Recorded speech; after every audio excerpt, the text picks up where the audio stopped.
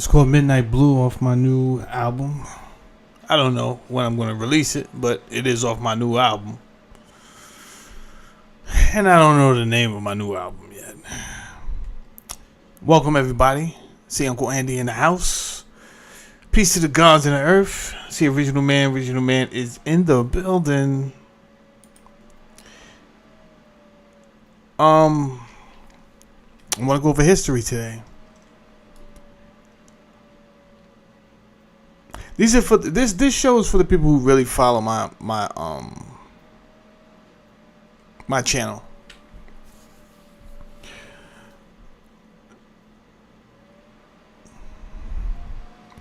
I was supposed to do it wasn't like a real debate, but I was supposed to do something with me and Captain Cesariak was on the same stage. I'm gonna be honest with you. I was gonna take it easy on him anyway. And I'm gonna tell you why I was gonna take it easy on him. Because he makes his living. I'm assuming, like, I don't know if he makes his living. He might have a job, but I'm assuming he makes a good living on YouTube and being a social media personality. So just because you can do something don't mean you should do something, right? I didn't want to totally get up here and discredit him on the internet. Even though when it comes to religion and history, like, this is what I do. I love doing it. I'm kind of good at it.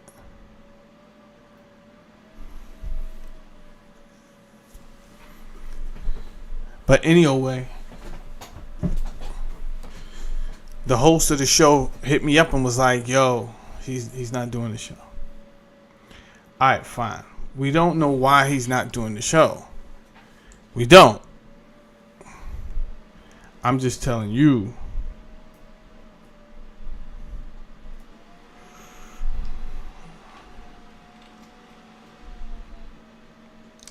That was probably a smart move. You understand? He's a black Hebrew Israelite. That was probably a smart move not to do the show.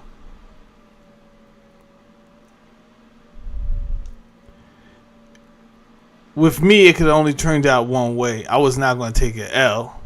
And it wasn't no strong debate. Really, I just wanted to have a conversation with him. So it wasn't like no formal debate. A formal debate, he can't get out of that easy.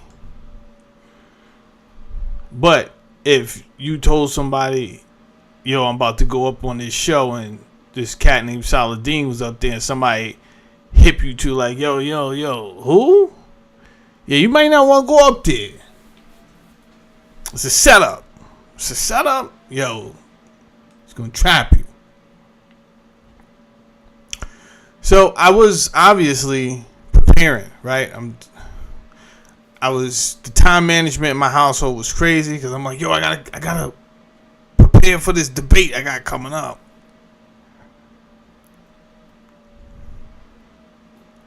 And then when I got the news, I didn't feel like stopping, right? Because I'm gonna tell you something. Being that it was him, it pushed me somewhere else, right? Because I'm not going to come with the same rhetoric about Elohim being plural and all that. I don't come from the same element all the time. So I'm like, all right, let me get serious, because I'm not going to underestimate his scholarship. Even though I've been looking online lately and they've been saying he be getting spanked all across the internet. But that has nothing to do with me and my ability. He could be getting spanked by some other scholars, and then I get in front of him and he spank me. You understand? This intellectualism is a game, but that you have to prepare for, just like anything else. You can't be fronting, partying all the time, and then you get up there and you don't got nothing in your arsenal. So he could have spanked me. I doubt it, seriously, but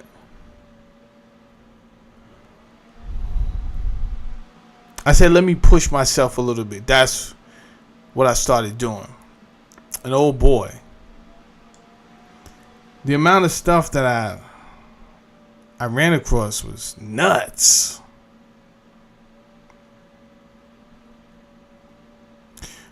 For example, Yahweh. Yahweh kind of goes back farther than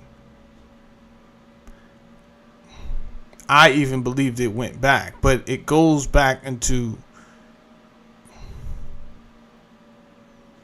ancient Egypt. Actually, as I'm looking at everything, much goes back, can be attributed to ancient Egypt. But it took me like on a 3-day deep dive, and I ended up in Rome. So today, this is part 1. I'm gonna keep it real with you, Uncle Andy. I really only did this show for you, bro. Right? So this is one of those shows that it don't really matter how many people is in the house. I'm going to do this show for you because it's also going to be part of a series. That's why it's part 1. But at the end of this, the amount of information that I got was crazy. So first thing I want to do is let's start off with some of my sources, because I was sleeping on these sources for a while. And there's really 2 sources. Okay, it's just these 2 that I really want to put you guys on to.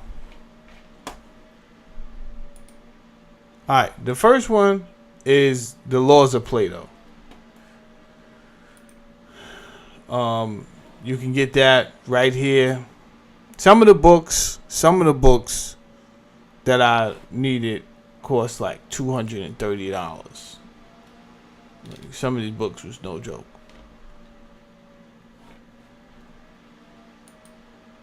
What else I got? This might have been the book I started out with, the Egyptian Book of Gates, Book of Amtuat.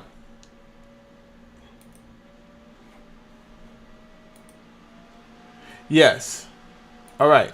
So later on in your studies, this book is going to be interesting, and I'm going to tell you why. Because of this right here. The summary of the book of what is in the underworld. The beginning of the horn of Amenet, which is the utmost point of the deepest darkness, right? So he's talking about the underworld. But he's also talking about the night. When the sun dies, when the sun goes down and night comes up, and then you have to wait a full 12 hours for the rebirth of the sun, right? Like, I've heard these things, but to actually find it was a good deep dive. And we won't get into this until part 2. So I'm just letting you know where we're going, right? So when I opened up this book and I seen the first hour and then I hit the next page, something said, yo, these hours better not stop at 12. That's what I said to myself. These hours better not stop at 12. Before I even read what's going on in these hours, they better not stop at 12. So I keep going. I just go. And then the book stops at 12. And I was like, nah, bro. Because of what I had already been studying. There was a lot of moon worship going on. And acknowledgement of the night and darkness.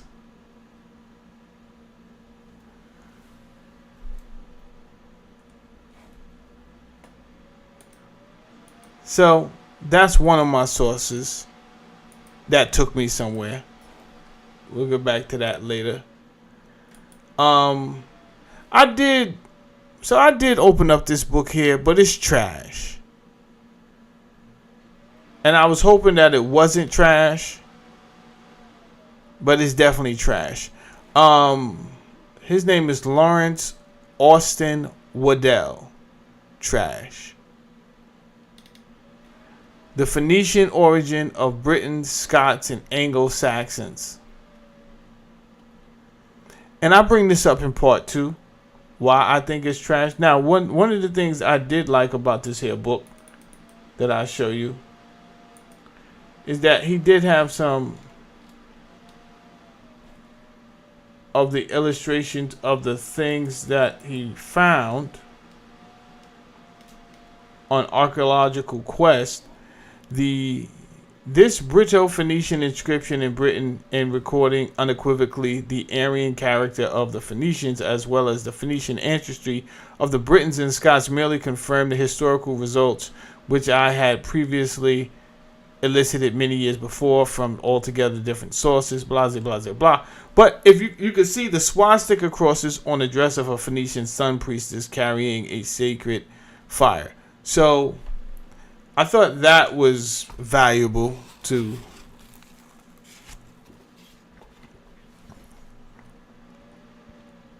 show the world that the swastika existed way before modern day Germany, 20th century Germany. And it was turned into a weapon, which is crazy because today many things are defiled. The rainbow is defiled. The swastika is defiled. The star of what we call the Star of David, the hexagram, is defiled. Everything is defiled. But again, this planet has been here for millions of years, so who's to say that this hasn't gone on before? You understand? This could have went on before. The same story. Let's see. Was there any other things that I used before I get to the things that nope, I don't want to show you that. That's my science stuff. That has nothing to do with this. Alright, let's go here. Now, this is the main meat and potatoes right here. Right?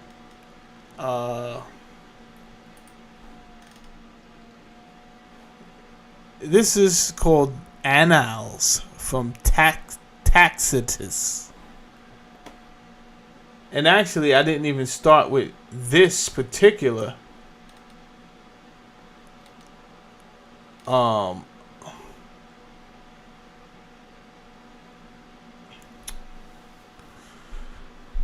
book of his works. I didn't start with Annals. I started with something else called the Histories. He wrote something called the Histories. But that doesn't, it's kind of crazy because he wrote something called the Histories where he goes from 69 on up above, right? 69 AD above.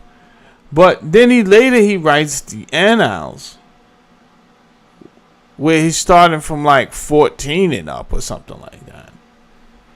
14 AD.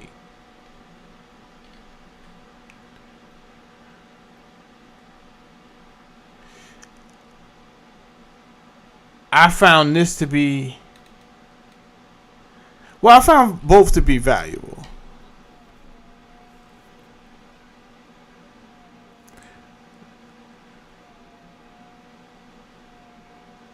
So, without further ado, let me just check something real quick. We're going to get into this now. And I have to leave. I can't stay all day.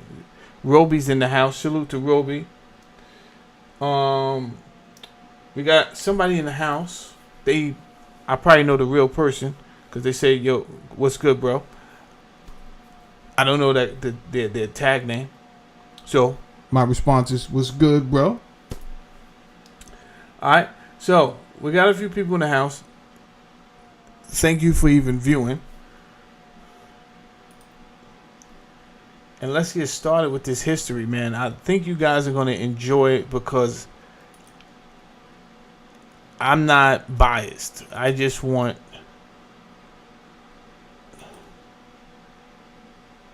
the history.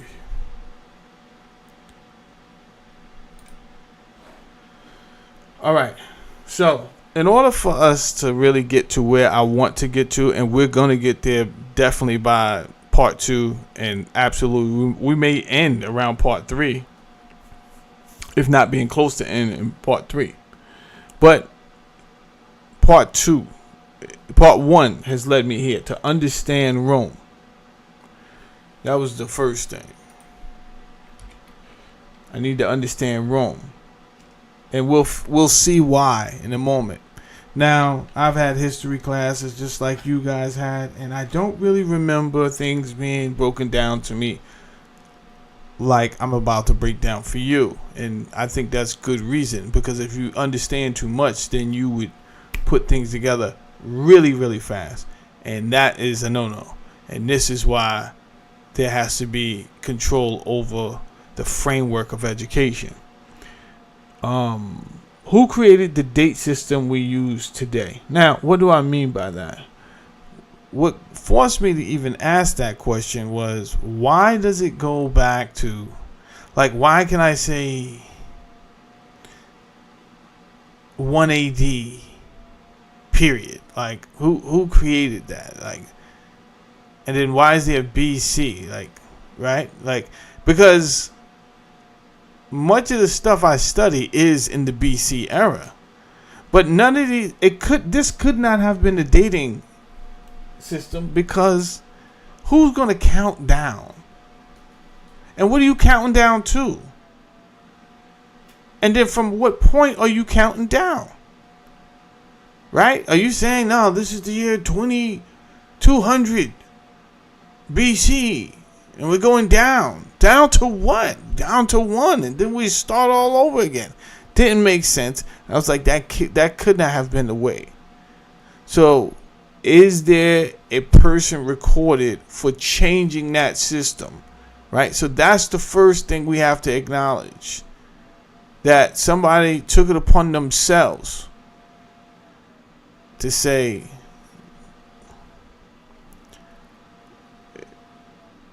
let's date back and call this the first year, which is arrogant and pompous. That's crazy. But I guess it's the way you frame it, right? If you say, yo, by the way, this is just Seltzer. They don't give me a check, so I cannot put their name. But y'all should reach out to me if y'all ever see this video and cut me a check, and I will put your. But that's some good old seltzer. So, get your pens and your pads like Uncle Andy, and let's get the show over with. The person responsible for the core of the system is Dionysius. And I don't want to mess up his last name. Let's see. Exiguus. Anyway, stands for Dennis the Small. This is crazy. Or Dennis the Humble, a Scythian monk living in Rome. In AD 525, he produced a new set of Easter tables for calculating the date of Easter. Really? Previous tables had numbered years according to the Diocletian era, counting from the accession of the Roman Emperor Diocletian in AD 284. Dionysius deliberately rejected that system because he did not want to perpetuate the memory of an emperor who had persecuted Christians. Bah! That, I said, oh, okay.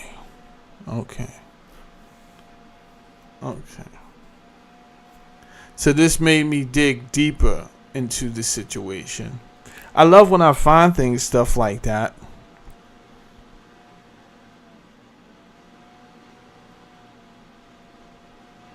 Because I get to digging.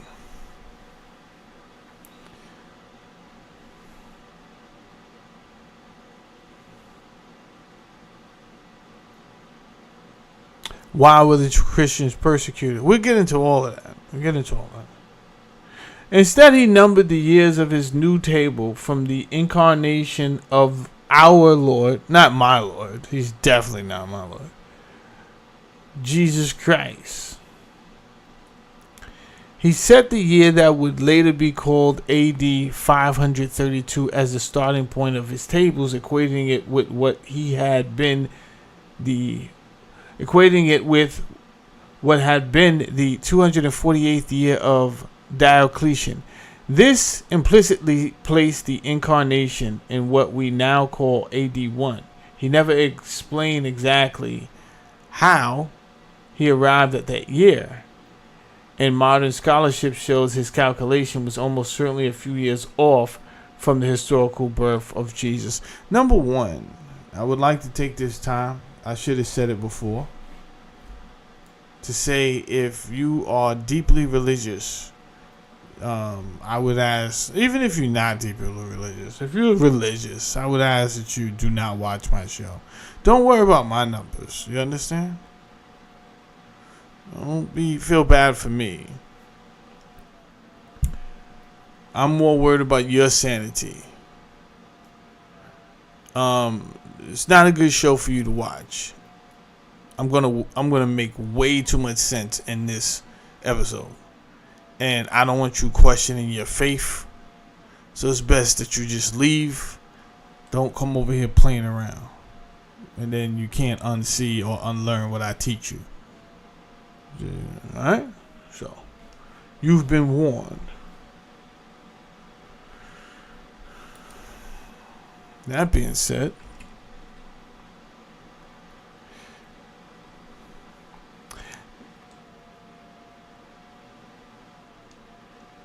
Dionysius himself only numbered years after the incarnation. He did not create a BC count. So, there we have it.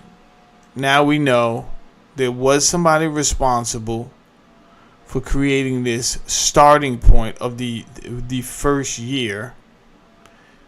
We know that most scholars agree that he was off.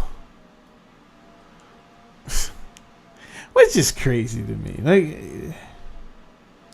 and we will see as I continue this video. To be off and arrogant is nuts.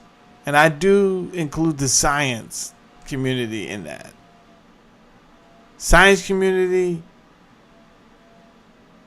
very dogmatic, and they don't have 100%, a lot of times, proof, 100% proof of things. They have evidence that in measurements and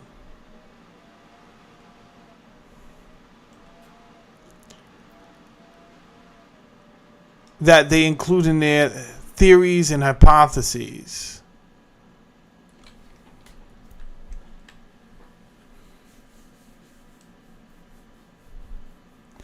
And I would be a bigger fan of the community itself, not of the topic.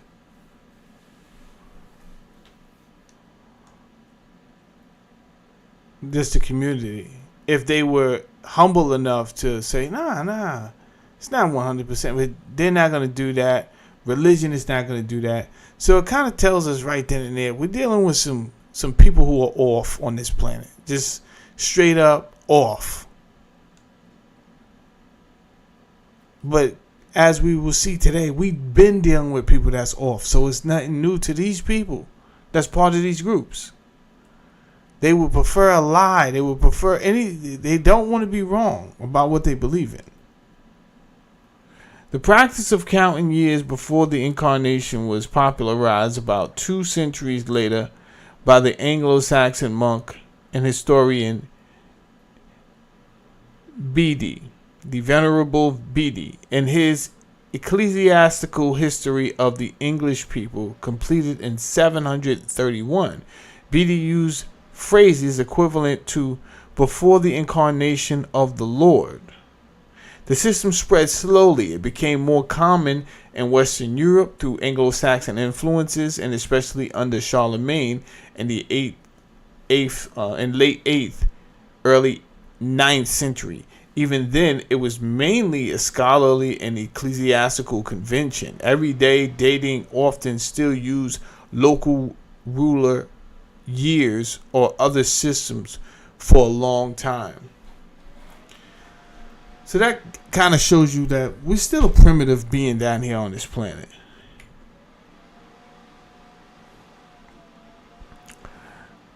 Radiocarbon dating. Radiocarbon dating is not 100% accurate. While it is a revolutionary foundational tool in archaeology and geology, it operates within statistical margins of error and relies on specific environmental assumptions. Margins of error, statistical probability. Radiocarbon results are never given as a single exact year. Instead, results are expressed as a range within a standard deviation.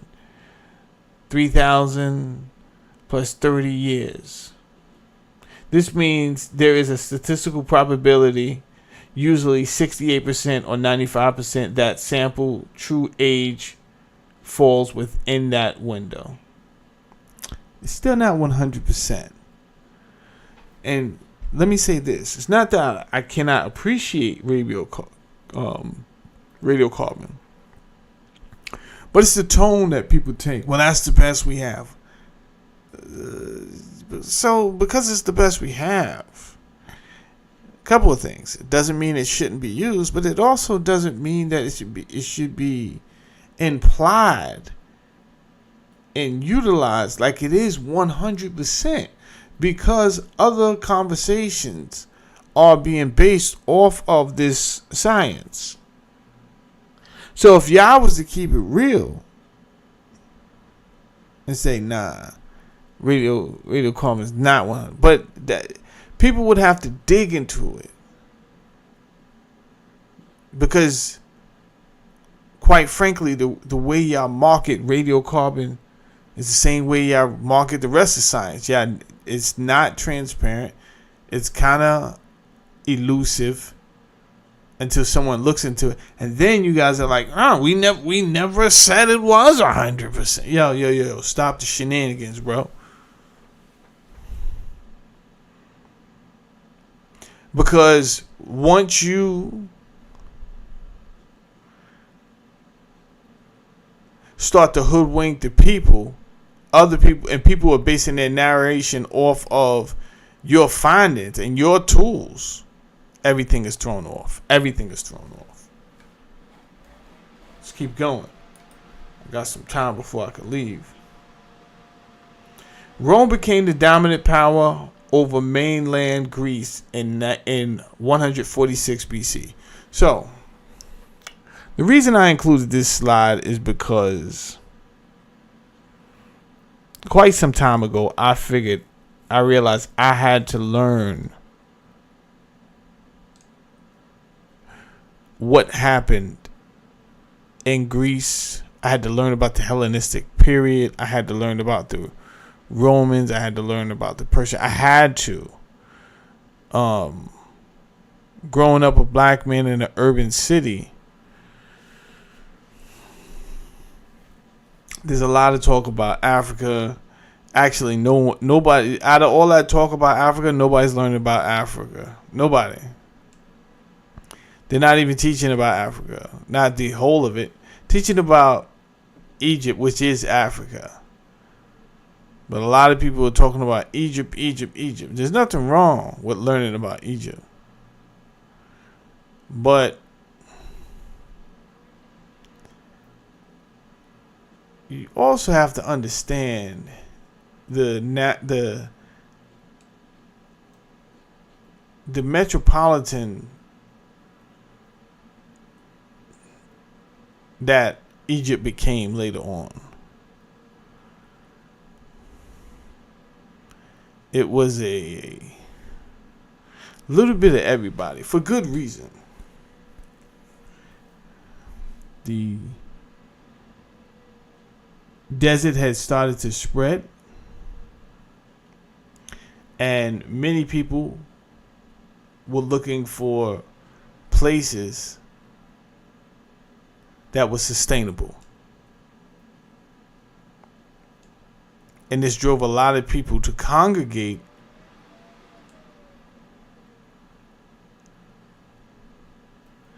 in North Africa, in regions that had fresh water where they could do farming. But as you guys know, and I might have a picture somewhere. Hold on one second. I think I got a picture somewhere.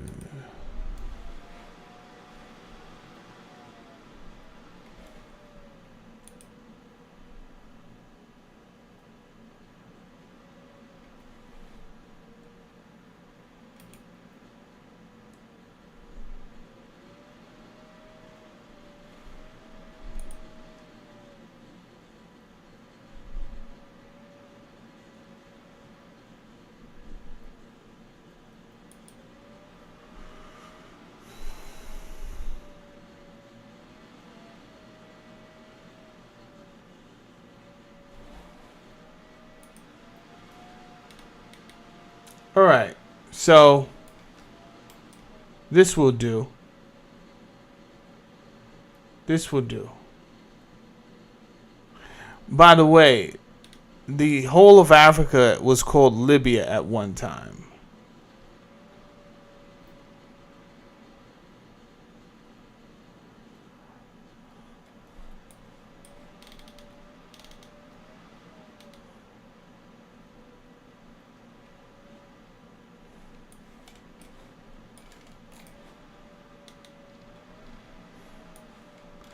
Now, if you ever wondered why this is called Upper Egypt, but it's in the south, and this is called Lower Egypt, but it's in the north, and if that's confusing to you, it's because of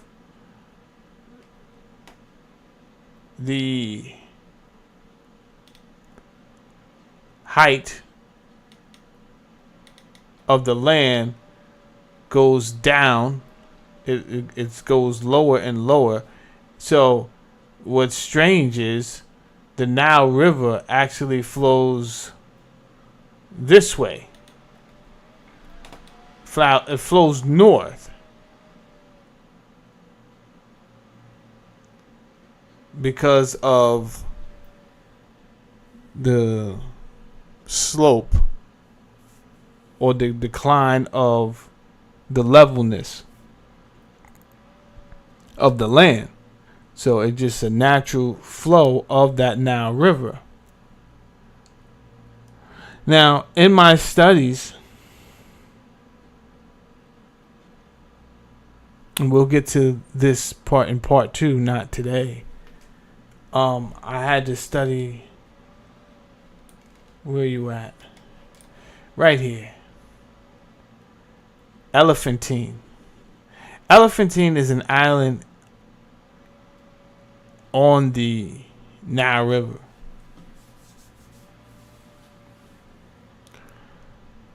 There's a few things that brought me, like the studying kept on getting crazier and crazier and crazier.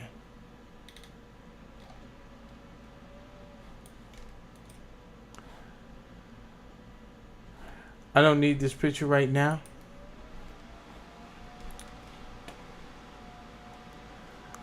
What I wanted to basically say is that I wish someone made it easy for me when I was learning. Just when did Greece have power, and then when did Rome have power? Because that makes a big difference. This was the culmination of a process that began in the late 3rd century BC and accelerated through the Macedonian Wars. Rome first intervened seriously in the Greek world during the Second Macedonian War, defeating Philip V of Macedon. The Roman general Titus Quintius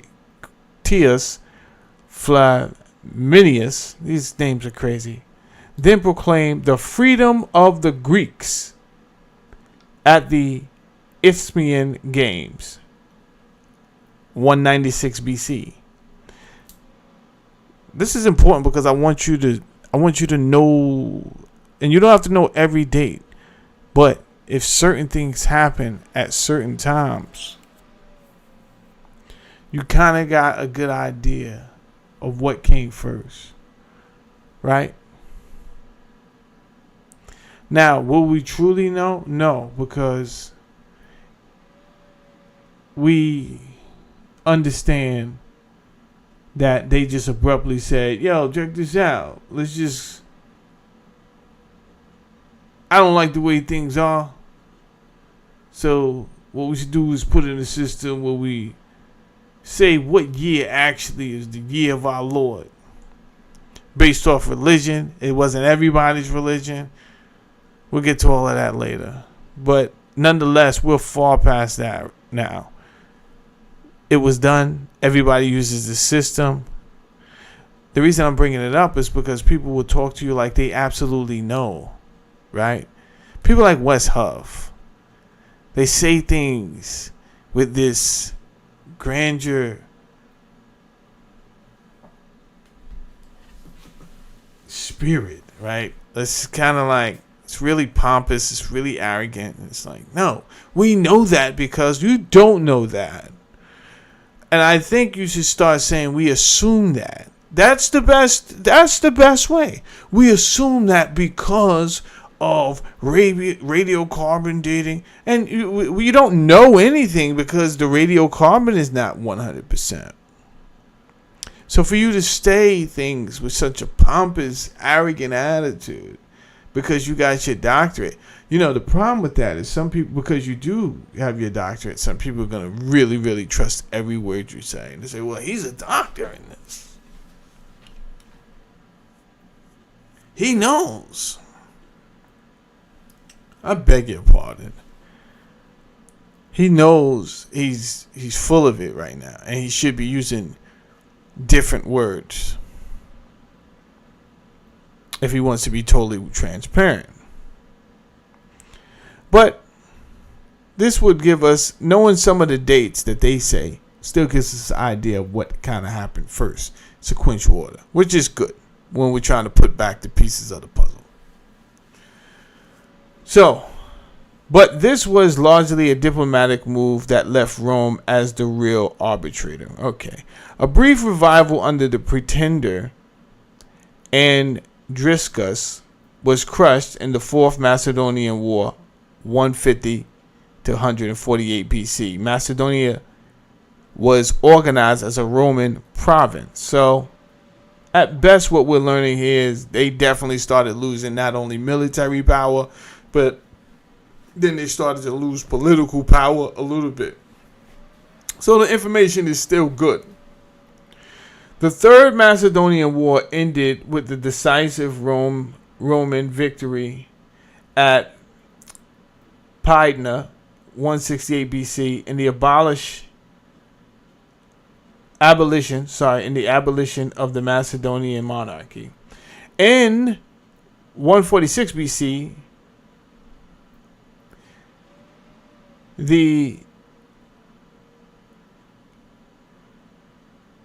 am I going to say this right? Achaean League, and I probably said that wrong, the last major independent Greek political force rebelled. The Roman consul Lucius Mummius defeated its forces, sacked and destroyed Corinth, dissolved the league, and brought southern Greece under direct Roman control. Same year saw the final destruction of Carthage, confirming Rome's supremacy across the Mediterranean. All right, cool.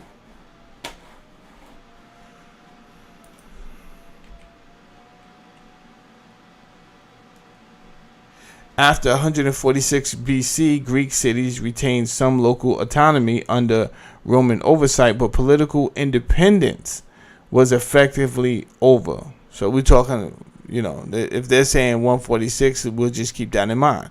The formal province of Achaea was organized later under Augustus in 27 BC.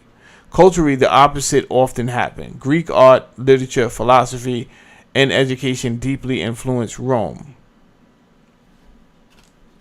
That part is true. However, in part 2, we will see that they went out their way, literally. I have the sources. I'm not just making things up. To synchronize their culture with Egypt, because their culture was greatly influenced by Egypt, or they were fascinated with Egypt. It's neither here nor there. We'll wait till part 2 for that.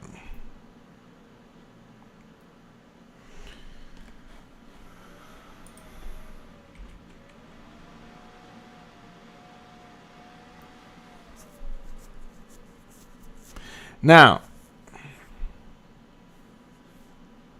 we often hear of emperors, Caesars, Pilates when it comes to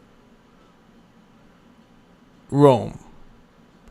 We don't hear that much about the kings of Rome. We just don't.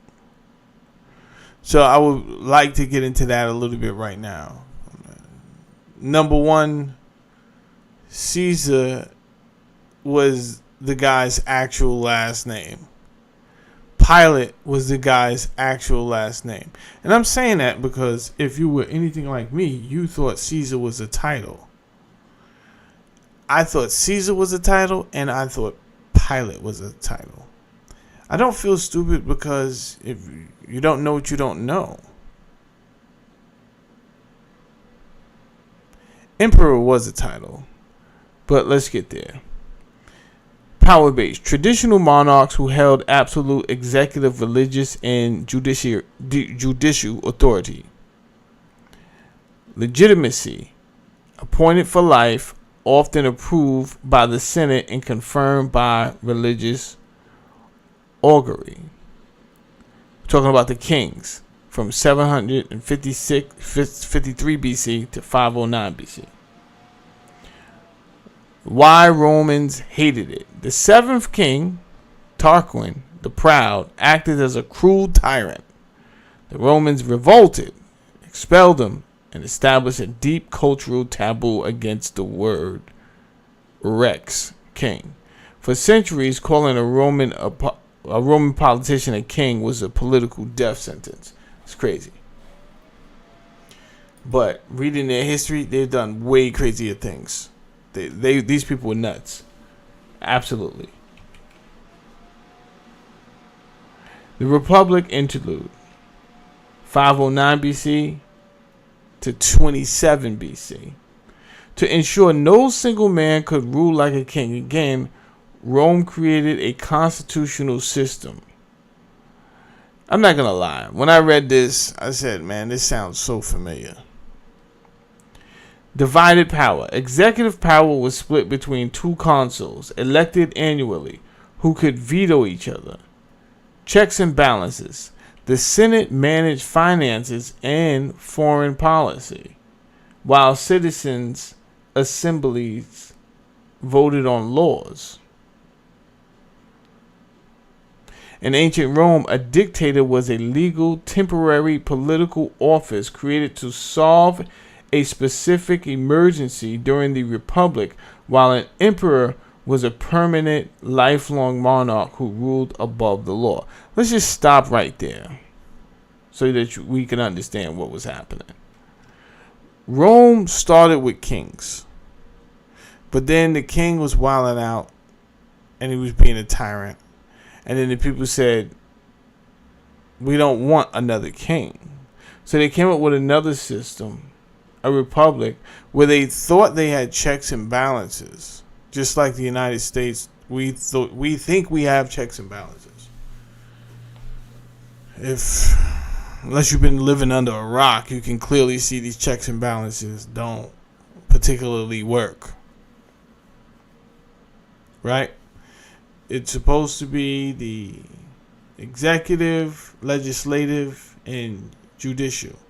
However, all three divisions can be compromised. So it's not safeguarding anything. It's not keeping anything safe. We have foreign entities colluding with the legislative branch of the justice system. We have foreign entities colluding with the executive branch, holding things over their head, making them act a certain way, right?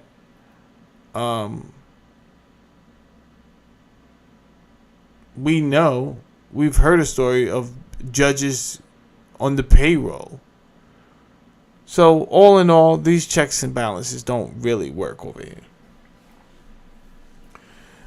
Now, the thing about the dictator was, and I want you to understand this because it's not like when you hear about a dictator in one of these European countries. The dictator in ancient Rome was only elected for a short period of time. The expectancy was to be maybe 6 months to a year until they got things back on point. It was a short period of time or until they got things back on point. But if things got too egregious, they would call in and request a dictator, someone they respected. Hey, can you step in and we give you absolute power? But it was understood that that person is not going to have absolute power forever, which is different. And this is the difference between an emperor. So the dictator was called in under the impression that this is temporary. But the emperor was a permanent, lifelong monarch who ruled above. But how do we even get there? Because emperor sounds just like a king or worse, right? So how did someone become a dictator? Under a Roman Republic, becoming a dictator was a strictly regulated constitutional process. 1. An emergency occurred. A severe military threat, a rebellion, or a civil crisis arose that required unified command. 2. The Senate issued a decree. The Senate declared a state of emergency and requested a dictator.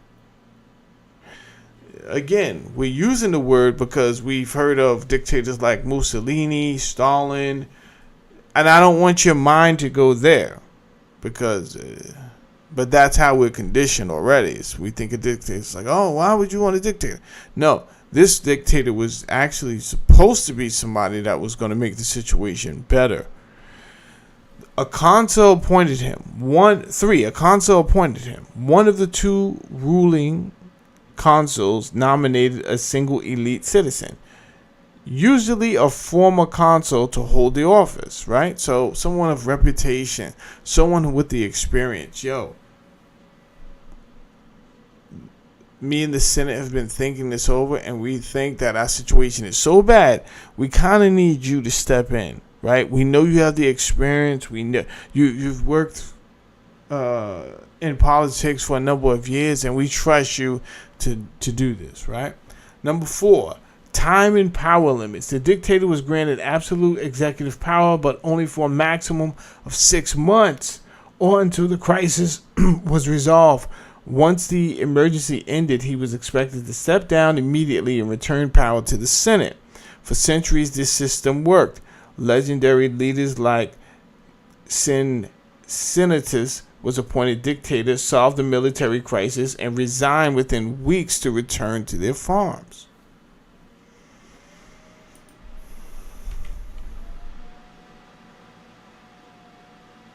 So, what happened? Who was the first? There's always going to be a first, right? To push the line. And we've seen this with the United States, where we were told that, yes, the president can veto certain things and the president can write legislation, although it is, at one point in time, it wasn't as popular or frequent for a president to write an executive order because it meant something. Once the president got to the point it was writing an executive order, this is different. Then, 5 decades later, day one, president comes in, writes 400 executive orders. This is all precedent in obviously, in my opinion, ridiculous. But we're doing nothing different than the Roman Empire did. And I'm not going to say right before they fell. This wasn't right before they fell. They had a lot of issues because they were, for lack of a better word, they were very loose with their system. And we'll get into some examples of that later on. Some of the things I was reading was crazy. You had all the type of politicians' wives. You had to have a license to do prostitution, right? You had people's wives out here getting licenses for prostitution. We'll get to all of that later on. Things got crazy. Yeah. Nero wanted one of his friend's wives, so he appointed him to be governor somewhere far away so that he can move in on his wife. And he did, and he married her. We'll get to that later. It's crazy. Killed his wife, his first wife, killed her. First, he wasn't gonna kill her. He was just gonna,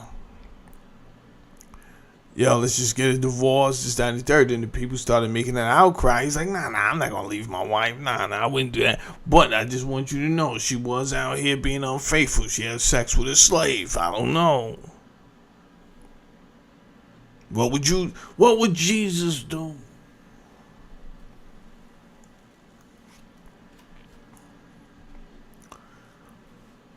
So he had to exile to an island. That wasn't enough. He had to track down, her head chopped off, only for her head to be brought back to his current wife, who was somebody else's wife before. And that dude was still alive, and they were governor somewhere. Oh, it got crazy in Rome. We'll get there. Hit the like button. Anyway, I'm going to name these guys right here because when they got in position, they took things and said, you know what? I think I'm going to change things on behalf of me. Change things on behalf of me. So first was Sulla, 82 BC, revived the dictatorship after decades of disuse, but had himself appointed without a time limit to rewrite Rome's laws. All right, right then and there, we starting to break away, and things could only get worse from here. Julius Caesar, again, Caesar's not a title, that's his actual name, had the Senate declare him dictator perpetuo, dictator for life. What? This is sounding like what Trump did. What didn't do. I strike that. What some say Trump was trying to do. I have not seen him do this. But they say, Trump is trying to make himself a king for life. And I don't know. I haven't seen this. If you want to show me some evidence of that, I'm definitely down for that. I would love that. The name of my show is Society, Past, Present, Future. Of course, I would love that. But we kind of see what I want to look at is patterns. Humans have the same self-destructive pattern over and over again. Had the Senate declare him dictator for life by making a temporary emergency role permanent, Caesar destroyed the constitutional premise of the republic, leading directly to his assassination. Yes. He's not the only one that did something, and that was the difference back then. If you did something and you didn't want to straighten it out, and the people seeing like, this is going to be bad for everybody, usually they took you up out of there. Yeah, they took you up out of there. Augustus, who I believe was Julius Caesar's adopted son. We'll get to that later. Learned from Caesar's mistake. Instead of taking the hated title of dictator, he created a brand new system called the emperor by quietly hoarding all the important republican powers permanently while keeping the illusion that the republic still existed. And they do stuff like that to this day, right? It looks like they love here in America to tout their whole democracy and we got to do this for the sake of democracy. And yet in their Pledge of Allegiance, democracy is not mentioned, but a republic, one republic, is actually mentioned. And it has this illusion like the people have the power, which is kind of funny, ironic, that democracy means the people have the power, right? Demos, the people, and Kratos, the power. But the people do not have the power at all, as you can see.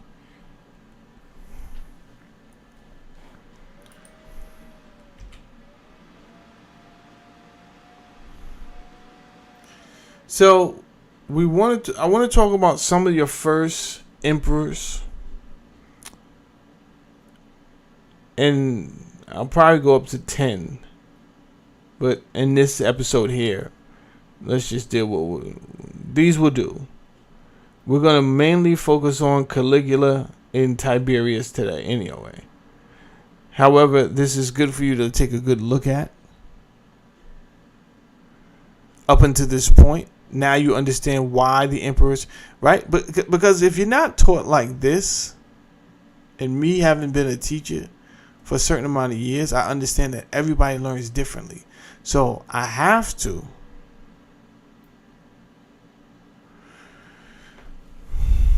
consider that. Can't go too fast. Obviously, I don't want to slow down my YouTube show to be like, yo, did everybody get it? However, what I can do is just consider that we're not going to blanket over everything and just point out the things that we do appreciate. What do we appreciate right now? We appreciate the fact that we know that when the title emperor was implemented in Rome's system, we actually now know why, and we know what came before that. So actually, we're cooking. We are cooking.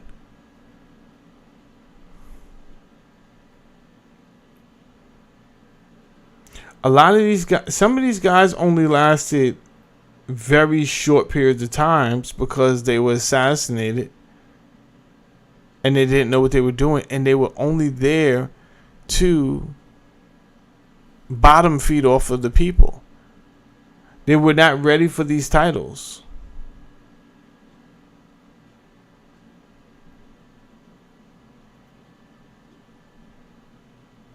I believe Nero was only 30 years old when he died.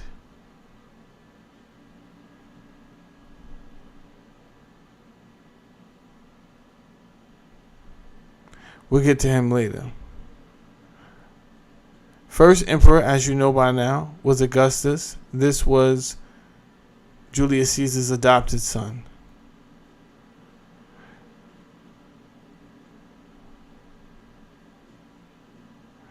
This is going to take us into the alleged before the year of your Lord Jesus Christ, into the actual current era.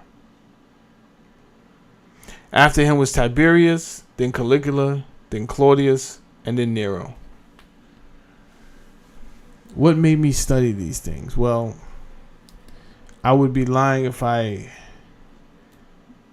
said I was not interested in the influence or the presence of Christianity at the time. Oh, I was very curious because I believe people are lying. I know people are lying. But I did not want to get up here with that type of arrogance and say that, because it means nothing. What means more if I can point out things to you where it would get you to think and actually see the weak spots in what they have presented us to be history, right? So I said, oh man, some of this sounds really crazy. And bigger than sounding really crazy, it is hypocritical. What do I mean by that? Well, I noticed that when the conversations come up about older civilizations, maybe the Sumerians, Egyptian, it's always talked about like mythology. And then the moment you talk about anything that was included in the Jewish Bible or the Christian Bible, all of a sudden, it seems like mainstream academics is way more lenient. They don't use the term mythology. They passively aggressive include history and religious studies into external religious history, right?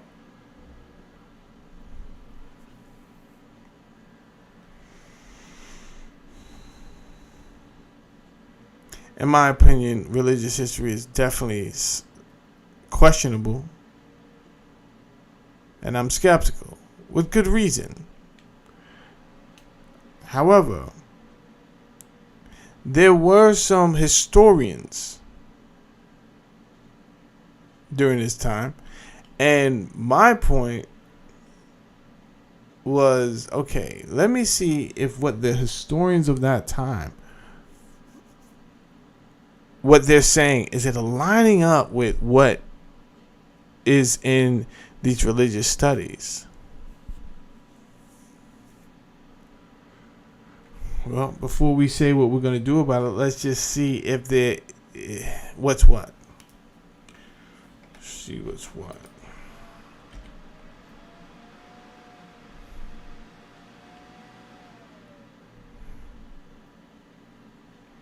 The year of the four emperors and the Flavians.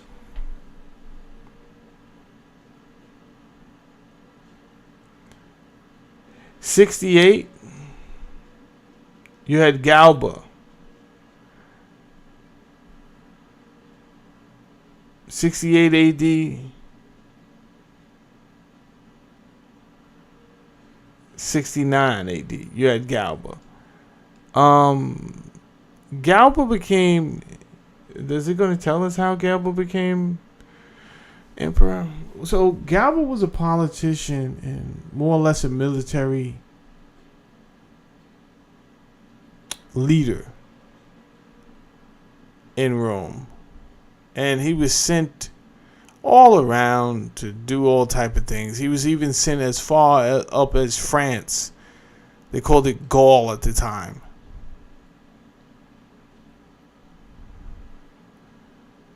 to resolve some issues up there.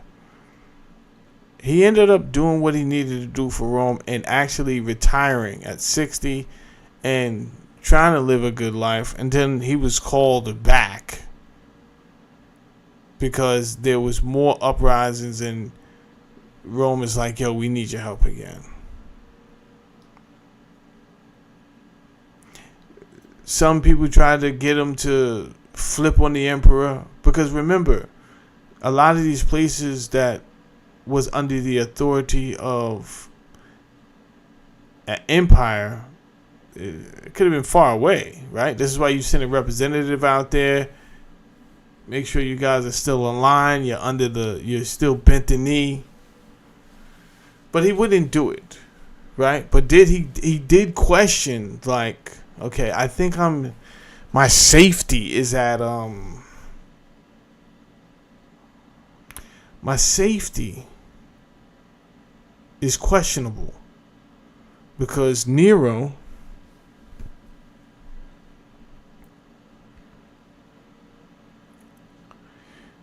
is wilding out. So Nero should have been right before Galba. Let me go back. Yep. So there's Nero at 5468. Right? Nero's the 5th. Galba's the 6th. Nero, remember I told you he was out here messing around with somebody's wife? Turns out it's not like I don't want you to think like, yo, it was all his fault. Turns out, the guy Otho, he was nowhere in line to be an emperor, by the way. Nowhere in line. But he was of a prestigious family, and he was of the higher class in Rome. There was a girl who was using him. She married him, but she was really trying to get to the top of just society. So when she would go out with Otho, she beguiled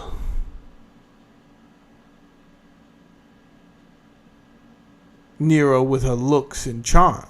And he fell for it. He's in love with her now. God knows what actually happened, right? Did she show him did she flash him one good time? I don't know. But he was struck. Now, this is his man, Otho, right? But he sends him on the long, yo, I need you to take care of something for me. He sends him far away.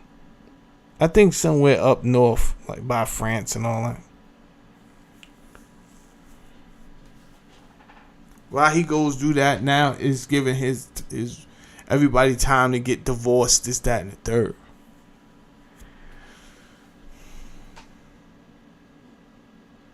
Like I said, nobody ever killed Otho. And I guess Otho played his part. But people was gassing Galba up. Like, yo, you the next in line. The thing about it is, Nero, not only was he a sucker for love and a simp, but he just wasn't good with the finances. He was spending a lot of money. He was just doing reckless stuff. Reckless. And people were looking like, yo, this dude is going to put everybody in jeopardy because he doesn't know what he's doing. He's spending money like crazy. So one of the head military people let Galba know, like, no, for real, bro, like, I got your back. So however this goes, like,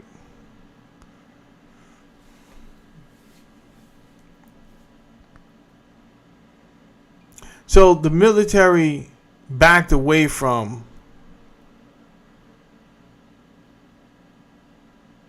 Nero. Nero, realizing that he did not have the protection of the military or anybody, he breaks out. Like, that's the first sign. So he's like, yo, I'm out of here. Him leaving his duties. Now you're wanted.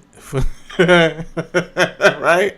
And the Senate is like, all right, you abandon us, and now we got to deal with you, so we're going to put you down more than likely. But he hides.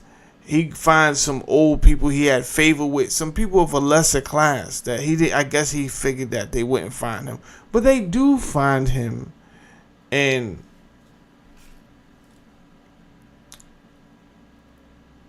from what I read, he commits suicide.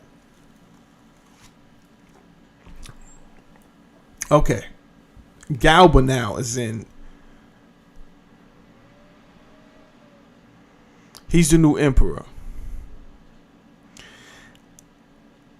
Now, Otho was one of the first to be like, yo, Galba, I got your back. All right? So,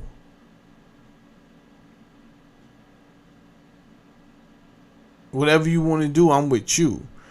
When Galba becomes emperor, he does not promote Otho.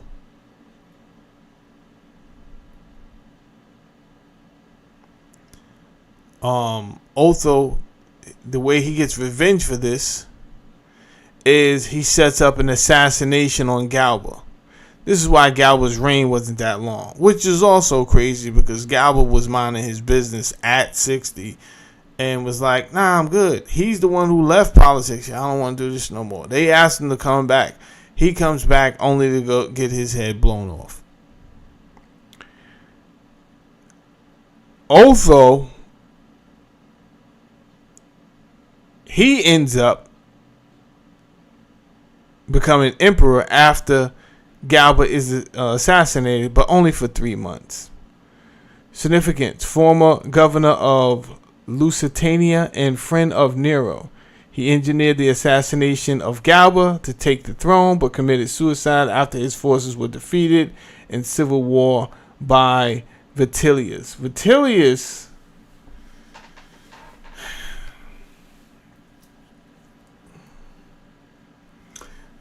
is what my father would call worrisome, right? He came in without a plan or a care for Rome. He just wanted to take over. And that's what most people want. They want the prestige. They're not really here to do work. I always wanted to be emperor so I could become a glutton. And they did consider him a glutton. Significance: commander of the Rhine legions who marched on Rome to defeat Otho. Famous for his notorious gluttony and extravagance, his brief rule collapsed when Eastern legions revolted and backed Vespasian. Vitellius was captured and brutally executed in the Roman Forum. I think he was executed by a flogging, which is crazy. Flogged to death is nuts. Flogged to death is crazy. What? Now, I have done shows on Vespasian. We will get back into Vespasian. And there is a lot I won't be talking about today with Vespasian and Titus, but I want us to look at what I want us to look at is how it goes, the terms of the reigns of the length of the reigns. That's what I want us to look at before we get into the next, what I'm going to talk about. So if you look at Otho, that's only 3 months, and we understand why. He was on BS from Jump Street, right? Like we knew you was going out, bro. Bro done took your wife. You out here for revenge, right? You really got your revenge on the wrong person. You was supposed to save all that energy for Nero, bro. But Nero, you claiming Nero is your man. Nero was digging your wife's back out. Crazy work.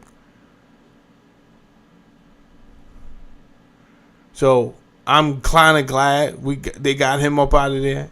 That was only 3 months. The next dude was a glutton for. He shouldn't have been in that position anyway, right? Meanwhile, we haven't even gotten to the riots that in the chaos that's going on in Rome, and we're gonna get to that next. There's all type of civil unrest and foreign unrest. Do we have anybody that is competent to actually put these out? Vespasian, he reigns for 10 years. Significance: practical military general who restored stability after the violent civil wars of 69 AD. He reformed Roman finances and expanded infrastructure and began construction on the Flavian amphitheater, the Colosseum. That's going to be important. I may make this number 4, part 4, when I get into Vespasian, because in my opinion, and not just me, but some other independent scholars, I think that's when the Christianity that we know today it gets a jump start. That's when I believe it gets a jump start. That's when I believe the story of Christianity is even created, is what I'm saying by a jump start.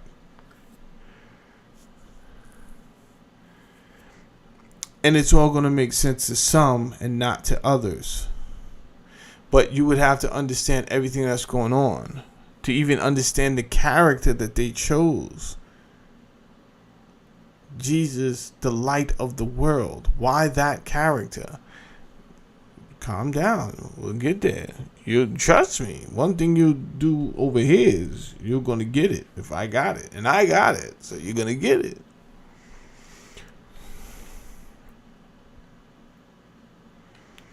But we'll get to there, I guess, part 4.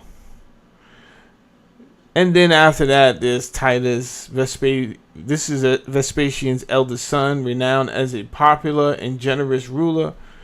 During his short reign, he completed construction of the Colosseum and managed major disasters, including the eruption of Mount Vesuvius, which destroyed Pompeii in 79 AD and devastating fire in Rome. But again, how did Vespasian, how did you even get a 10-year, like what did you do? I already told you what he did, but I'll tell you more in detail later.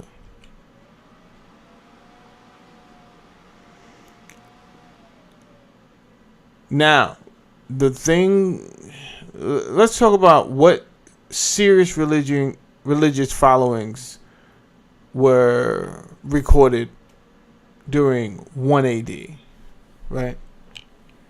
So what we know is that 1 AD was changed somewhere in the 6th century, 525, by a monk who said, nah, I don't want this system named after this guy because he persecuted Christians. He took it upon himself to change the system.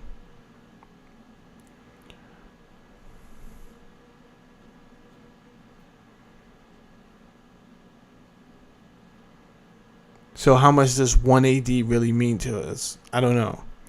Versus, okay, 500 years ago, what happened? Right? 2,000 years ago. Well, whenever this was, when Nero was emperor, what were the main religions? That's what I'm asking. Whenever these guys, Augustus, Claudius, Caligula, when they were emperors, what were the main religions? Islam, you're not even thought about right now, right? So you might want to take that into your own consideration. I don't know what you're going to do with that information. I'm not telling you something you don't know already. I just wanted to remind you. You're not even thought of. They tell us Christianity was thought of. They tell us that, Christianity, that's the year of our Lord. The year of whose Lord? In truth, there are historians, but these are the religions that they mainly acknowledge. Traditional Roman state religion, where they worship Saturn, number 1, Jupiter, Mars, Venus, etc. The imperial cult worship the emperor in Rome. We'll take a look at that because some people that you've heard of, they had an infatuation with the emperors that made them do crazy things, right? You ever heard of a water boy or a do boy? Well, there were some do boys that wanted to do for the emperor, but the things they did was always like left field and caused more issues than they helped fix. We'll get into that. Judaism was there. There was something else called the cult of Isis, and I don't want you to think this was like a small. Let's just put it like this: Christianity at this time was way smaller than the cult of ISIS. What time is it? Do I have time? Yeah. All right. I got 27 minutes. So Christianity at this time was way small. The Christianity the Christianity in my opinion, wasn't even thought of. But there was a Christianity. We'll get into that in a second. The Christianity you know of, probably, it's a good chance didn't even exist yet. So I don't want you to think when I say the cult of ISIS, this was a small thing. It wasn't a small thing. But we'll get into the proof of that in a second. The cult of Magna Mater and various local and Greek cults. All right. So the thing about it is, people had the liberty to kind of do what they want until that came to an end. Let's talk about Saturn. Saturn was a part of the traditional Roman religion, and it wasn't really a competing faith. So you had festivals like Saturnalia. Mid-December was extremely popular across Roman society. It was a time of feasting, gift-giving, role reversals, temporary freedom for slaves. Almost everyone took part in these celebrations. Many people attribute part of this Saturnalia being part of what we call Christmas today, right? Part of it. The gift giving and all this other stuff. Civic loyalty versus personal devotion. Roman religion centered on pietas, duty to the state and gods, to maintain the pax deorum, peace with the gods. Honoring gods like Saturn in public rituals was viewed as a matter of patriotic and social obligation. However, private worship allowed households to choose which specific deities they favored at home. Foreign and non-citizens. Gentile non-citizens, the Goyim, residing in Roman territory were generally expected not to disrespect Roman civic cults, but they were not required to adopt Roman deities privately, provided their own practices did not threaten public order or Roman state interests. However, people did not join a religion of Saturn the way they joined the Isis cult or practiced Judaism. Worship of Saturn was simply one element within the normal Roman civic household religion. Most Romans participated in Saturnalia as a cultural and religious festival, not as a member of a distinct Saturn-focused movement. I just wanted you to kind of know what was going on at this time, because you're not going to get a straight answer from mainstream academia.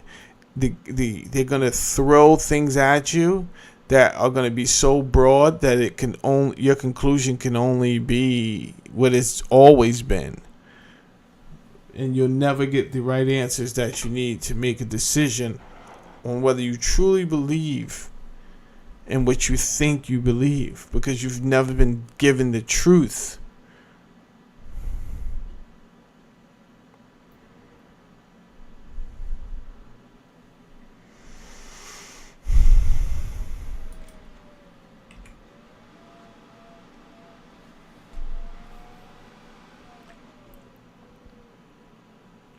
Let's talk about the cult of Isis. The cult of Isis in Rome was one of the most successful and enduring Oriental mystery religions in the Roman world. It arrived from Egypt via the Hellenistic East and attracted a wide social spectrum, faced repeated official hostility, and eventually gained imperial favor in widespread popularity until the rise of Christianity. Boom, I want you to stop right there. Think about that. Number one, you didn't even know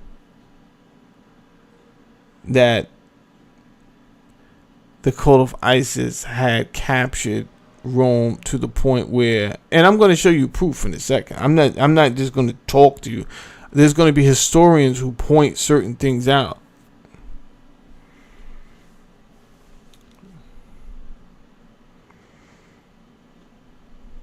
So the cult of Isis was a big deal in Rome.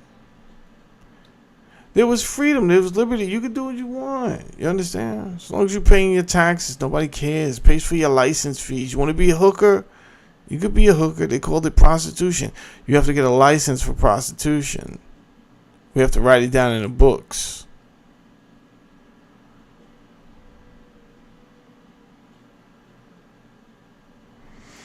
Origins and arrival in Italy. Isis was an ancient Egyptian goddess of magic, motherhood, fertility, and afterlife, closely linked to her husband Osiris and her son Horus. In the Hellenistic period, after Alexander the Great, her cult was reshaped in Alexandria into a more universal religion, often paired with the syncretic god Cerberus. It reached Italy in the 2nd century BC. First in the Greek-speaking south, Sicily, Campania, especially the port of Puteoli. By the late 2nd, earliest 1st century BC, it was present in Rome, initially as a private cult among merchants, sailors, slaves, and freedmen. Early evidence included Islamic names, private associations, wearers of black, and small shrines.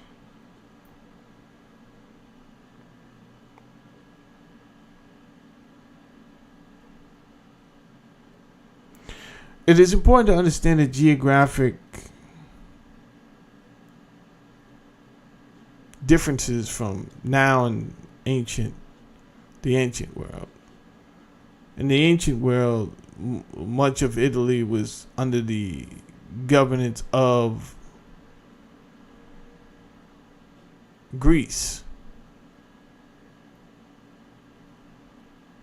So Koine Greek was definitely, people understood this, and many more. Today we wouldn't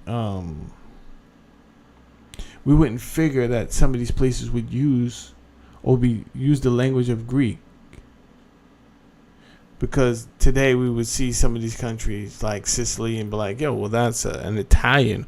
Why weren't you speaking Latin? Well, the transition had not taken place yet, is the answer. What transition? The transition of power from them being ruled by Greek until they were ruled by Rome. Spread in popularity in Rome. The cult appealed strongly to woman, Isis as protective mother and healer. Well, they would be flabbergasted today because they call all of our women female dogs. So she went from the protective mother and healer to a bitch. So there's that. Lower and middle classes, including slaves and freedmen, sailors and traders, Isis as protector of the navigation, people seeking personal salvation, healing, and more emotional, participatory religion than traditional Roman state cults. Again, this is still way bigger than what you call Christianity today. What you call Christianity today wasn't even around. Key features that made it attractive include daily temple rituals, processions, music, promise of better afterlife through initiation. Afterlife is important here. And if we're being honest, once the Christianity that you know and love was created, they included afterlife in that religion too.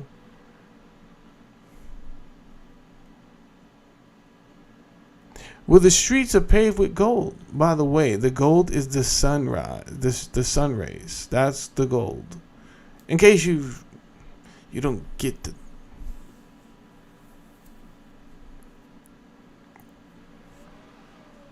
the heavens,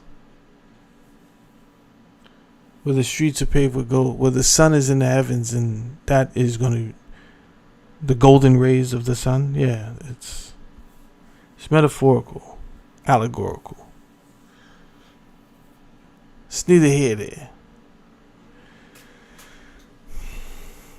It was not exclusive. Devotees could also worship other gods. Major festivals included Navagam, Isidis, March, the ship of Isis, celebrating the opening of the sailing season with procession carrying a model ship to the sea. Wow. All right, let's keep going because I gotta leave in a few minutes. Official hostility. Roman authorities repeatedly viewed the cult with suspicion because it was foreign, popular among lower classes, and associated with Egypt, especially after Cleopatra and Mark Antony presented themselves as Isis and Osiris and Dionysus. Late Republic, 59 to 48 BC. Senate ordered destruction of altars and shrines, including on the Capitoline Hill. So we already see this in BC. This is good. This is good information. We know Augustus comes in at 27 BC. So he comes in and he banned Egyptian rites inside the Pomerium, sacred boundary of Rome, and for a distance outside of it. We know anything that you ban is probably going to get more attention. Right? So that's 27 BC. Here goes 19 AD under Tiberius. Again, I showed you my sources. You definitely want to read the Annals by Tacitus. A lot of good information in there. If you don't understand what you're reading, use AI. Right? Use it for good. I don't know what you guys are using it for, but use it for good. There's no reason for somebody not to know something in the year 2026, a year Lord. So if you're running around ignorant, it's crazy. You just want to be ignorant. Because the book, all the information is there. So you don't have to rely on somebody else telling you. Because they're lying to you. I'm going to give it to you just like it says right there.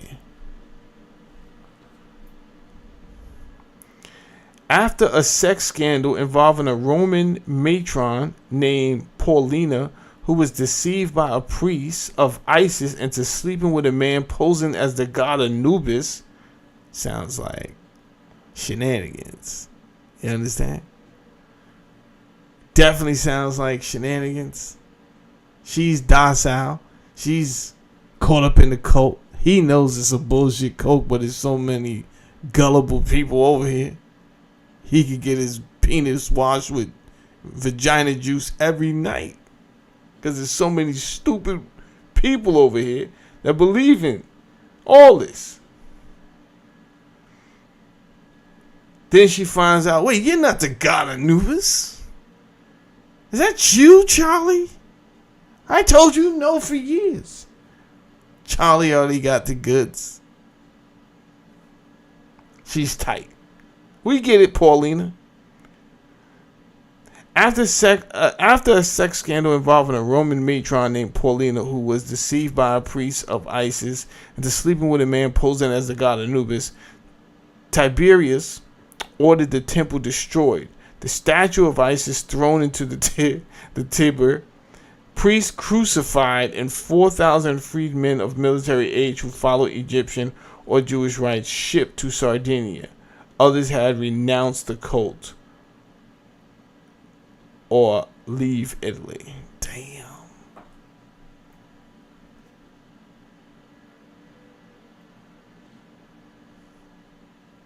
Well, we know they had 4,000 members at minimum. Can we say that about Christianity in 19? No, you cannot.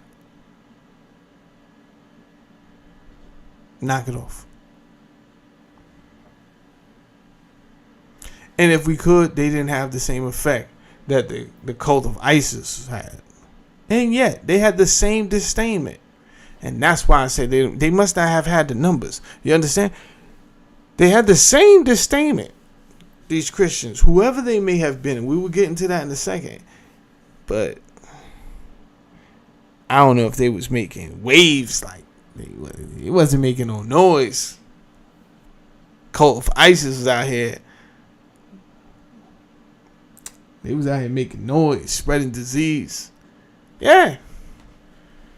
Venereal all over the place, just like it is today. A lot of people got AIDS all of a sudden. What's that about? I'm not judging you guys. Yeah, it's whatever. You know what I'm saying? Who am I to judge? All I'm saying is AIDS is prevalent. Herpes is like nothing.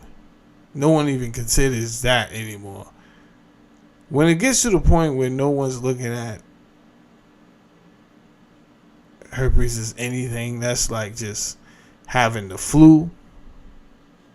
Yet you can't get rid of it. So I don't want you to feel bad for yourself. I'm just saying we at a crazy place, right? No one cares anymore. That might be the time to find you another person with no disease and probably just settle down. Right? All of that monogamy is not for me. Bro, herpes and AIDS is out here on the rampant. But you do you. How about those apples?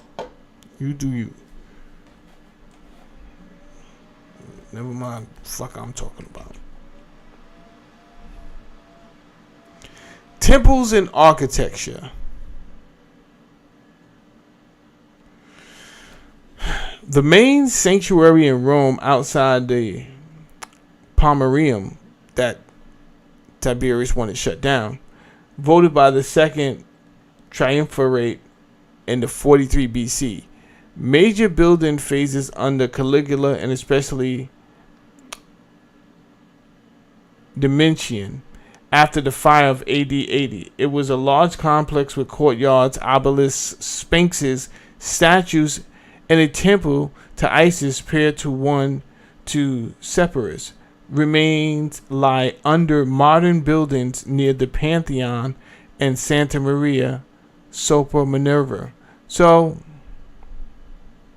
again, they had dedicated worship spots in Rome. This is what they don't want to tell you. They're not going to tell you that.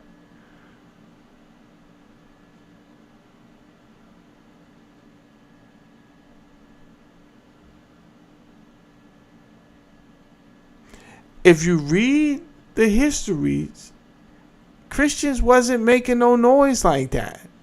Not in a good or bad way. It was almost like they were non-existent, but there was somebody. We'll get to the group.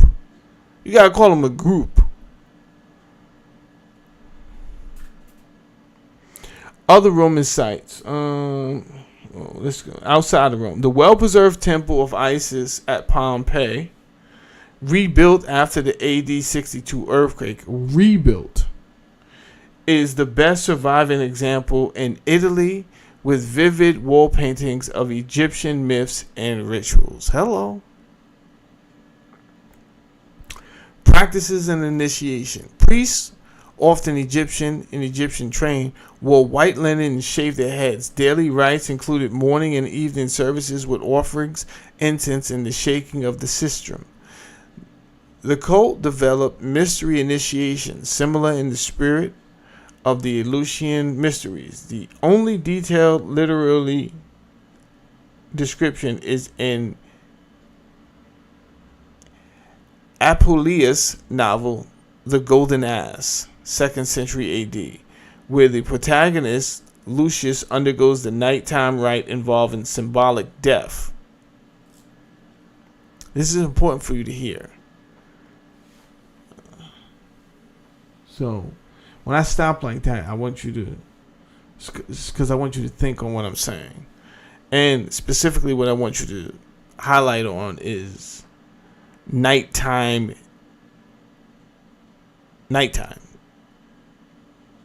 Symbolic death. Nighttime symbolic death. A journey through the underworld.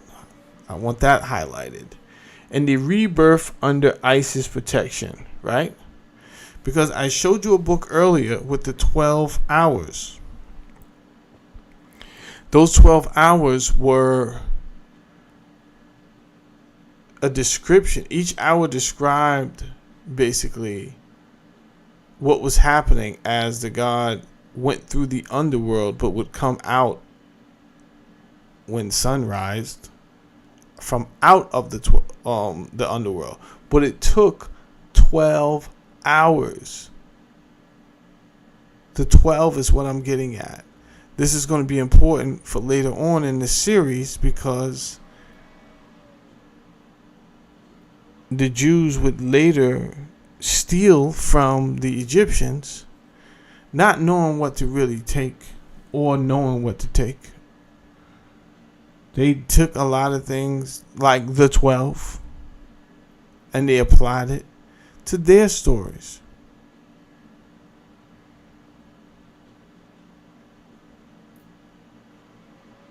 So you end up getting the 12 tribes of Judah. Well, the 12 tribes of Israel, not the 12 tribes of Judah. Judah is one of the tribes. The 12 tribes of Israel. Is Jacob fighting with the mysterious angel a metaphor?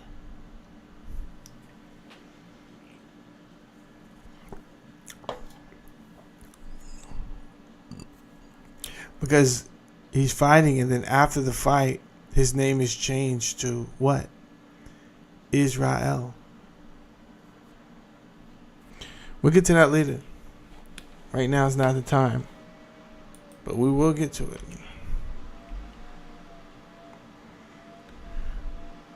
In imperial acceptance and peak. All right. So, I've already showed you where we at. Well, I probably got like 5 more minutes. So, let's see where we're at. Because I got to get out of here. Now, it wasn't just low-level, low-society people that were involved. Caligula, 37 to 41 AD, he reversed Tiberius' policy and allowed or encouraged the cult.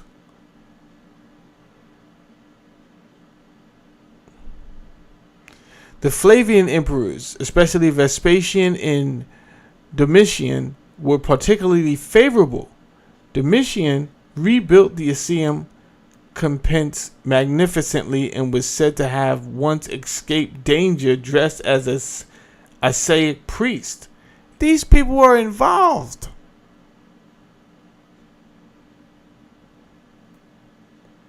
And I will say again, they had way more of a presence than any early stages of Christianity or Christianity as you know it. And in fact, the only way to drive out this cult that talked about the gods traveling at the underworld at night in the underworld was to bring in a god and introduce a god that was the opposite. The moon gods had been in power for a long time. So at some point, we'll get there, I'm sure, some people created a story about a sun god. And they also included the 12 disciples. And he would be the son. He would be God's son. He would be the 13th one.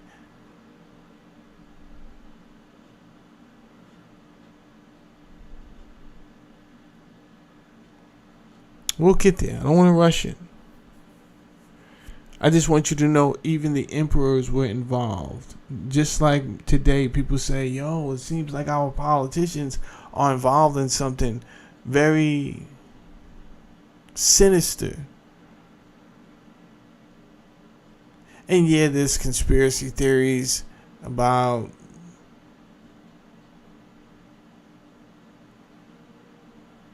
strange islands and stuff like that. I don't know anything about it. So it doesn't matter if I believe it or not. Just keep your eyes out for patterns. The cult remained strong into the 4th century. The 4th century, by the way, would be the council, the same year that the same century that the Council of Nicaea took place. The cult remained strong into the 4th century, but declined under Christian emperors. Theodosius I banned on pagan worship, and the destruction of the great Serapeum in Alexandria marked its effective end as a public religion through private devotion lingered in some places in the 5th and 6th centuries. The cult of Isis in Rome illustrates the tension between the traditional Rome religious conservatism and the growing demand for personal, emotional, and universal religions in the imperial age. It survived repeated official hostility precisely because it met deep spiritual and social needs that the old state cults were no longer fully satisfying. Okay. Alright, before I go, let's get into Pontius Pilate, right? Now, remember I told you about an ass kisser before? Yeah, well, that's Pontius Pilate. Pilate was the Roman prefect of Judea, ultimately accountable to Emperor Tiberius. Right? So, he's like a governor. He seems to have repeatedly pushed symbols of Roman imperial authority in ways that provoke Jewish religious and political sensitivities. For example, Roman military standards bearing imperial imagery were brought into Jerusalem, causing major protests because the images associated with the emperor were viewed as violating Jewish religious prohibitions. By the way, the emperor didn't want no smoke. He really preferred things to go smooth. Don't do things that's gonna get these people are paying taxes. Please, we got them to pay taxes, right? Don't get them to do things that are going to ruffle feathers and they're going to fight back and all this other stuff. Temple funds for an aqueduct. Pilate reportedly used temple funds for an aqueduct, provoking another confrontation, right? And then one of the last things, gilded shields dedicated to Tiberius. So I'm showing you that he's doing things. He's like an ass kisser. He's doing these things. He's getting imagery of not himself. This is how I know he's an ass kisser. Pontius Pilate is not getting the images of himself. He's getting the images of Tiberius. He wants Tiberius to notice him and say, "Good boy, Tiberius." But Tiberius is not doing that because it's causing more issues. So Philo describes Pilate setting up gilded shields dedicated to Tiberius in Jerusalem. By the way, Philo was a historian. So you can also look up Philo. Look up some of his works. The shields apparently did not contain portraits, but their inscription and imperial association still offended local leaders. They appealed over Pilate's head, and Tiberius ultimately ordered the shields removed. So these surviving accounts don't portray Tiberius as rewarding Pilate for constantly provoking Judea. In the gilded shields incident, Tiberius reportedly rebuked Pilate and overruled him.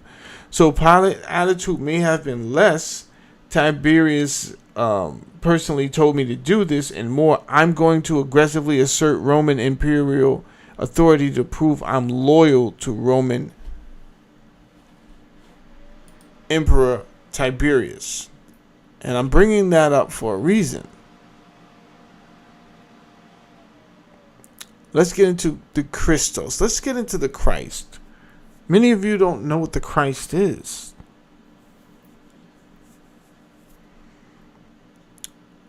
So yeah, you can say Jesus Christ all you want. Do you know what Christ is? You don't, but that's why you're here. And I'm going to tell you. In ancient Egypt, anointing meant applying sacred oils or ointments to a person, a statue, or an object as a ritual act. The main purposes were for the god statue, daily temple ritual. Priests anointed the cult image to purify it, give it fragrance, awaken sustain the divine presence, and renew it. They also used oils on the dead. Oils were used on the body and funerary statues during mummification and rites such as the opening of the mouth.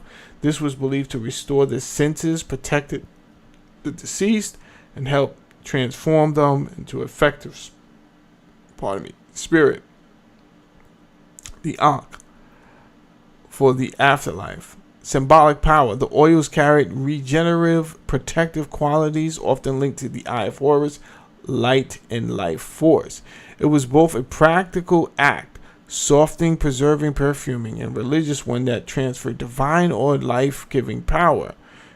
Christos means anointed one. That's what Christos means. That's what the Christ means.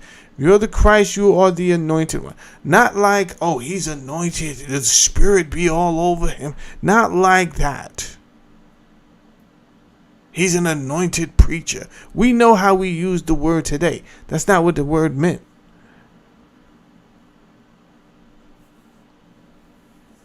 To be the Christ, you was anointed with oil. Let me also tell you this. Oil was valuable back then. Certain types of oil was valuable. So if they were going to spend this oil on you, on anointing you, then you had to be somebody favorable in that community or whatever was going on.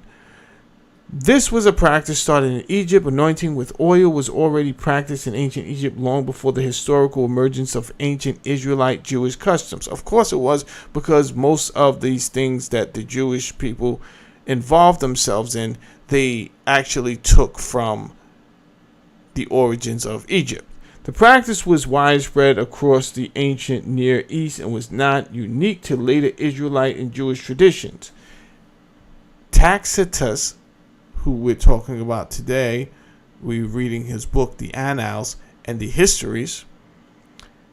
He says in 116, now he says this in 116, so I want you to understand, because as I'm throwing out these dates, I don't want it to get confusing, because he wrote 116 that in 64 AD, there was a group in Rome that the crowd called Christiani. This is a group, right?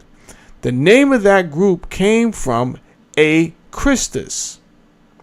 I'm telling you this because I don't want you to be bamboozled into thinking that the Christ was the Jesus, because that's who obviously the Vatican wants you to believe, and they've already funded their academics, researchers, and scholars. And if you ask the right answers, or you ask the right questions, you'll be fine. Don't let them put words into your head or mouth, because I'm going to tell you the definition of things, right? So they may bring up, oh, there's absolutely evidence that there was a Christ. Okay, well, they're more than likely talking about Tacitus evidence, and there was never a name for that Christ or Christus. However, this is what they're going to try to do. They're going to say, because it's in the book, this is what Tacitus wrote down. Tacitus wrote down that the Christus suffered the extreme penalty under the Emperor Tiberius at the hands of the procreator Pontius Pilate. They're going to say Well, there you have it. That was Jesus Christ.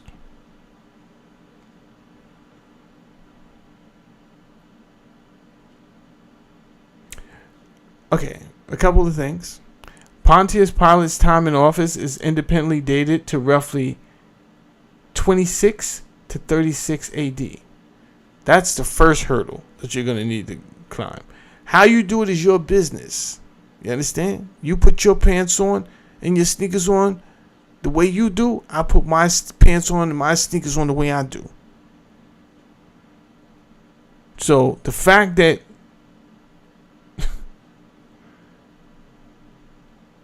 he punished Christ after the death of Christ, you figure it out. You figure it out. You do you.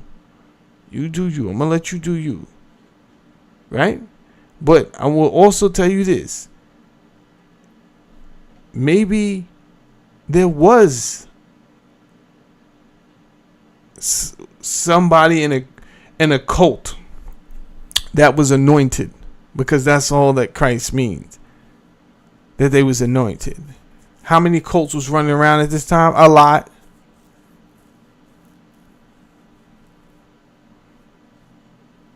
Does Tacitus say that it was Jesus? He doesn't.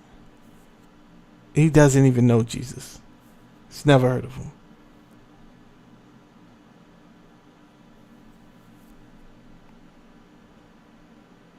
In my opinion. Is it possible that Pontius Pilate could have made somebody suffer extreme penalty? We're talking about Pontius Pilate. I already went over the shit that he was into. Right? I already told you the extremities that he was going to prove that his loyalty to Rome. He was doing all type of things that Tiberius didn't even sign off on. So if there is one of these people from one of these cults running around thinking that he's anointed, trying to get a name for himself, it's a good chance that Pontius Pilate put him down. Put him down. I have to go back to the plane. Put him down.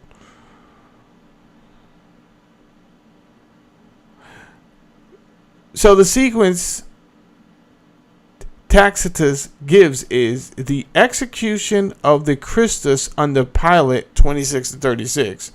Right? The movement associated with him continues. So if this is what we're going to go off of. Say that this Christos did do something to get on Pilate's nerves. He violates him. He in turn turns him into a martyr when he does that. The movement associated with him continues. So by 64, the group is present and noticeable enough in Rome for Nero to use them as scapegoats. Christus is a title meaning anointed one and not a personal name. Tacitus does not give any other name for the person. On the wording alone, it could refer to an individual who was called the anointed one by his followers and who was executed by Pilate. All right. And that is going to be, I'm going to stop there, obviously, because I have to go. But I'm going to also stop there because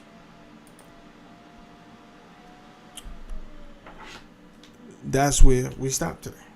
But we will continue. We will continue. All right.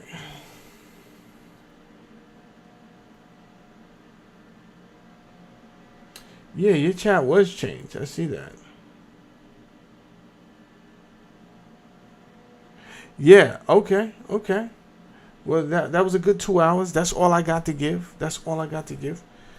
Yeah, so Uncle Andy, we're going to learn a lot doing this. And I'm pretty sure you picked up a tad bit doing this episode.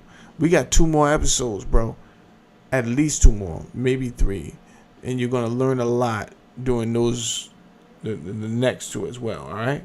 So right now, I am late for an interview that I got to get to. So let me get up out of here. Stop lollygagging. I appreciate everybody that came through today. Stayed for the entire show. Appreciate you. All right. So until I see you again, maybe tomorrow, go over everything I gave y'all. And that be all. Appreciate it. All right. Peace out.